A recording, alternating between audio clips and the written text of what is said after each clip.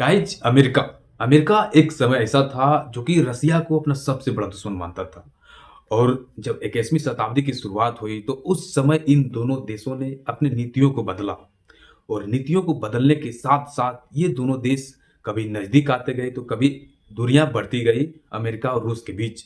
और इसी कड़ी में जब अफगानिस्तान से अमेरिका अपने सेना को निकाला तो रूस की ये सोच बदली कि अब जो अमेरिका की नीति होगी वो डायरेक्टली वर्ल्ड ऑर्डर पे अपने धाक को जमाने वाली नीति पे अब वो काम नहीं करेगा। उसकी नीति में बदलाव होगी। अमेरिका नए नए तरीकों को अपनाएगा कि मेरा धाक कैसे दुनिया के सामने बना रहे, क्योंकि विश्व शक्ति के नाम से अमेरिका जाना जाता है। ये उदाहरण अमेरिका को दिया जाता है दुनिया में, और हो भी क्योंकि आज अमेरिका सबसे बड़ा मिलिट्री पावर है, अमेरिका के पास सबसे बड़ा जीडीपी है। तो ये जाहिर सी बात है कि अमेरिका को एक वर्ल्ड ऑर्डर का देश माना जाता है, उसको पहला स्थान दिया जाता है। लेकिन क्या आप कभी ये समझ सकते हैं कि रसिया और अमेरिका ये दोनों देश अपने आप को एक अलग लेवल से फिर से सामने ला रहा है? यूं कहे तो जब सोवियत संघ का हिस्सा हुआ करता था रसिया, उसी समय से अमेरिका और रसिया के साथ दुश्मनी होता चला गया। और ये दोनों ही देश परमाणु बम बनाया तो रूस ने भी परमाणु बम बनाया, अमेरिका चांद पे गया तो रूस भी चांद पे गया। ये सभी चीजें यूं कहें तो इन दोनों के बीच कंट्रोवर्सी चलता आ रहा था बहुत लंबे समय से। लेकिन अचानक से जब यूक्रेन और रूस के बीच युद्ध होता है, यूक्रेन को हर एक प्रकार से मदद करता है अमेरिका, यूं कहे तो रसिया को बर्बाद करने के लिए यूक्रेन को बिना मतलब का मदद देता है, सैन्य सहायता देता है, यूं कहे तो अपने जीडीपी को यूक्रेन के लिए खोल देता है, अपने हथियारों को, अपने पैसों को यूक्रेन के सामने लाके खड़ा कर देता है कि यूक्रेन रूस से लड़े और रूस को कमजोर कर दे, और कमजोर कर भी दिया है। गाइज हमें लगता है कि जिस तरह से 3 सालों तक रूस और यूक्रेन के बीच युद्ध चला है, तो रूस को करीब 50 सालों तक के लिए पीछे धकेल दिया अमेरिका ने। और पीछे धकेलने के बाद अब अमेरिका की क्या नीति है? अमेरिका डायरेक्टली अब यूक्रेन को दबाव में डाल रहा है। यूक्रेन को दरकिनार करते हुए अब वो डायरेक्टली रसिया से दोस्ती करना चाह रहा है। ये देखिए दोगलापन अमेरिका की। अमेरिका अब डायरेक्टली रसिया से दोस्ती करना चाह रहा है, और उसका एक सबसे बड़ा रीजन है कि रूस को कमजोर कर दिया है अमेरिका ने यूक्रेन की मदद से, यूक्रेन से लड़ा के रूस को कमजोर कर दिया है। दूसरा जो गेम चेंजर पॉइंट है अमेरिका के लिए, जो गेम चेंजर सोच है अमेरिका के लिए, वो चाइना है। गाइज आप मिडिल ईस्ट में देखते हो कि अमेरिका की क्या दादागिरी है। अब एशिया में देखिए कि चाइना अमेरिका को हर एक तरह से टक्कर दे रहा है, अमेरिका के लेवल के कंपनियों को खड़ा कर रहा है, अमेरिका के लेवल के हथियारों को बना रहा है। तो अमेरिका को यह डर हो गया है कि कहीं चाइना हमारी जगह ना ले ले, कहीं अमेरिका के डॉलर को चाइना कहीं ना कहीं खतरा बनने लगा है। और अमेरिका को ऐसा महसूस होने लगा है कि अमेरिका की जो डॉलर की धाक है वो चाइना कम कर देगा इंटरनेशनल मार्केट में। यूं कहे तो हथियारों को बेचने के लिए, हर एक प्रकार के चीजों को बेचने के लिए चाइना इंटरनेशनल मार्केट में अपने आप को मजबूत कर रहा है। और इसी चीजों के लिए चाइना को दरकिनार करने के लिए, चाइना पे दबाव बनाने के लिए रसिया का दोस्त बनना चाहता है अमेरिका। ये समझिए कि ये कितना बड़ा पॉइंट है, जो कि करीब 100 सालों तक दुश्मन बना बैठा था कोई देश, रूस और अमेरिका, और अचानक से इन दोनों देशों के बीच दोस्ती हो जाती है। और दोस्ती के लिए यूक्रेन को लताड़ के अपने व्हाइट हाउस, जो कि अमेरिका का व्हाइट हाउस है, वहां से जलील करके यूक्रेन के राष्ट्रपति को, जेलेंस्की को, वहां से अपने देश से बाहर कर देता है। तो ये अमेरिका की दोगलापन है। लेकिन यहाँ पे भारत का क्या स्टैंड है?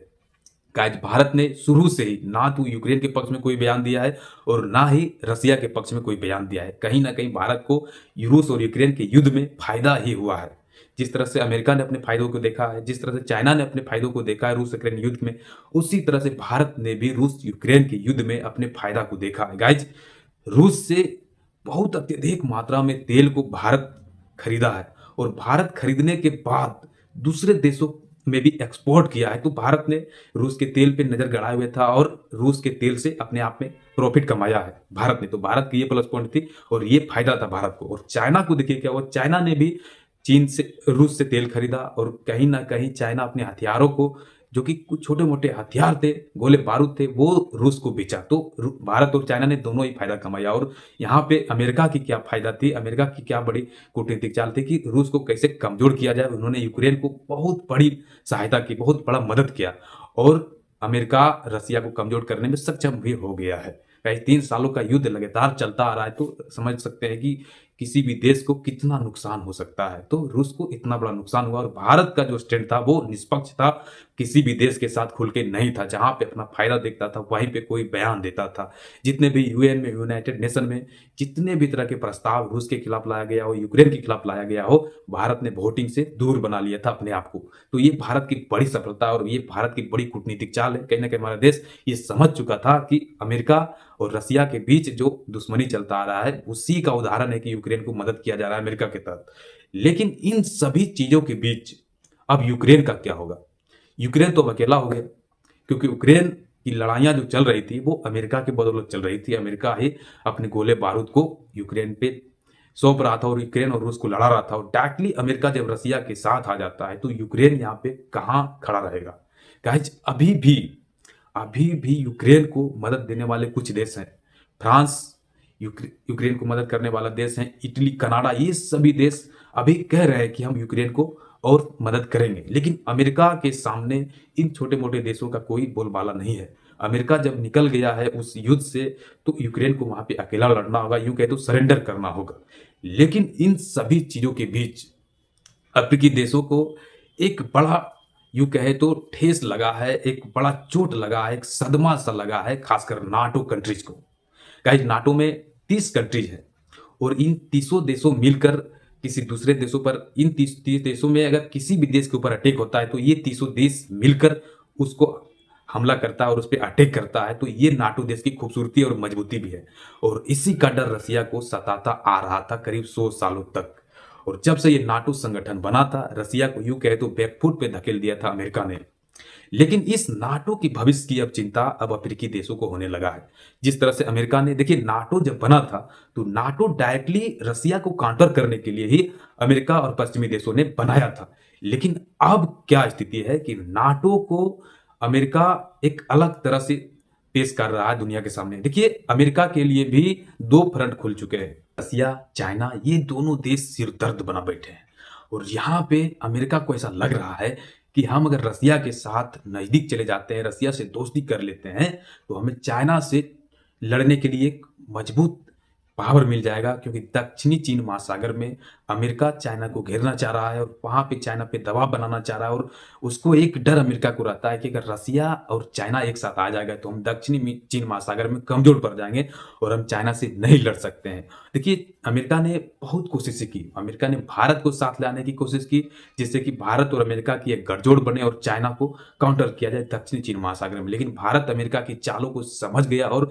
भारत अमेरिका की नीति को कभी भी समर्थन नहीं किया और उन्होंने कहा हम अपनी चीज़ों को खुद से देखेंगे, हम अपने बॉर्डर इश्यू को खुद से देखेंगे, हम दूसरे देशों को हस्तक्षेप नहीं करने देंगे। तो अमेरिका को भारत का एक साफ-सा संदेश चला गया कि भारत की स्थिति ये है कि हम अपनी चीज़ों को खुद से देखेंगे। तो अमेरिका भारत को बीच में छोड़ते हुए, भारत की स्थिति को जानते हुए उन्होंने डायरेक्टली रसिया के साथ दोस्ती किया और डायरेक्टली चाइना को काउंटर करने के लिए रूस को मजबूती देने के लिए यूक्रेन से दुश्मनी करके और नाटो कंट्रीज को, नाटो संगठन को जिसका बोलबाला हुआ करता था, उन सभी देशों को नकारते हुए रूस के साथ उन्होंने अपना बयान को दिया और रूस यूक्रेन के युद्ध को समाप्त करने की घोषणा कर डाली।